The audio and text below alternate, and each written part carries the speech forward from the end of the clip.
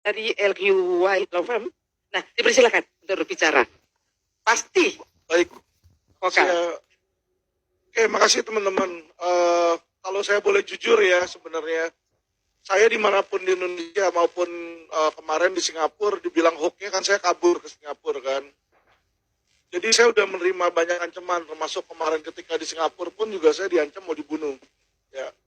Dan kemarin saya baru terima surat panggilan lagi, dilaporin lagi ke kepolisian ITE. Jadi inilah yang dilakukan oleh oknum-oknum ya, saya bilang yang ingin membungkam. Kalau kita lihat Diolipa dan siapa namanya tuh, Diolipa dan Kamarudin juga dilaporin polisi kan.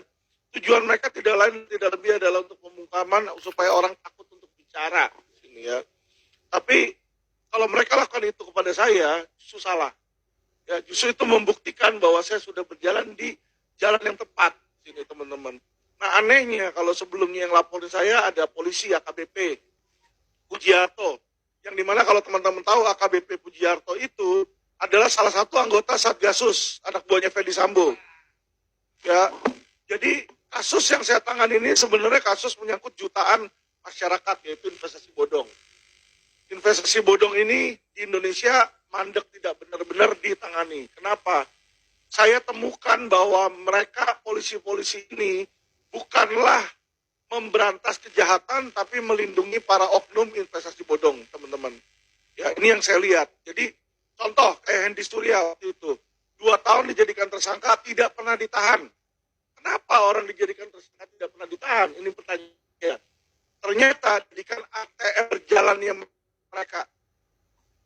Ketika saya push, akhirnya ditahanlah itu Hendy Surya. Ditahan.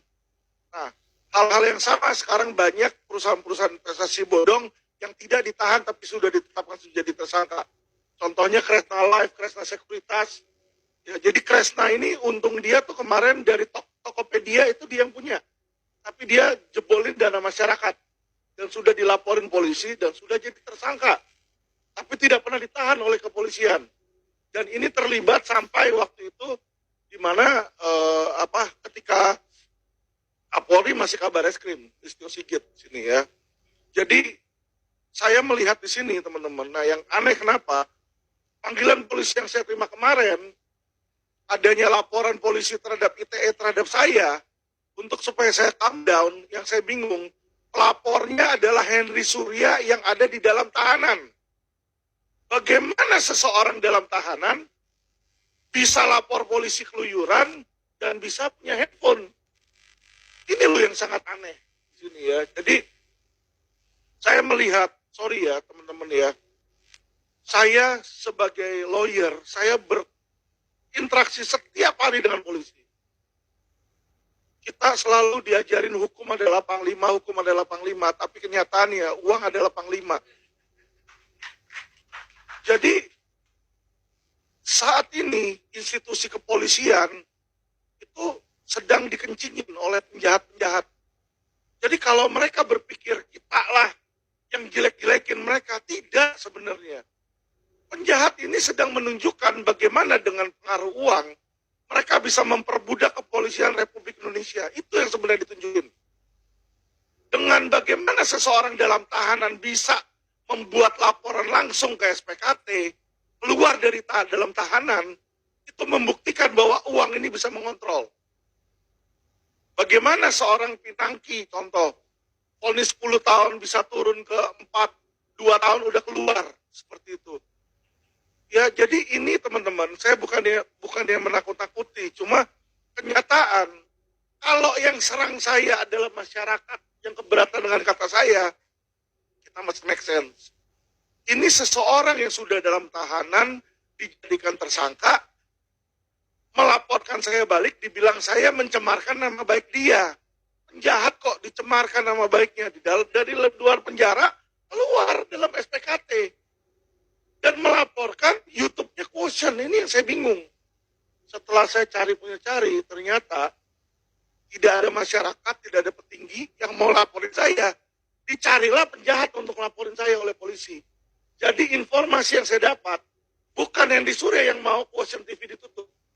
Kepolisian, oknum-oknum itu yang mau ditutup. Jadi kemarin ini sempat video 303 diturunkan. Saya punya satu narasumber, yang dimana narasumber tersebut sudah berbicara tentang 303. Kebetulan narasumber inilah pengepulnya, dia ngasih duit langsung. Makanya saya naikin video kiri kanan, nggak ditangkap.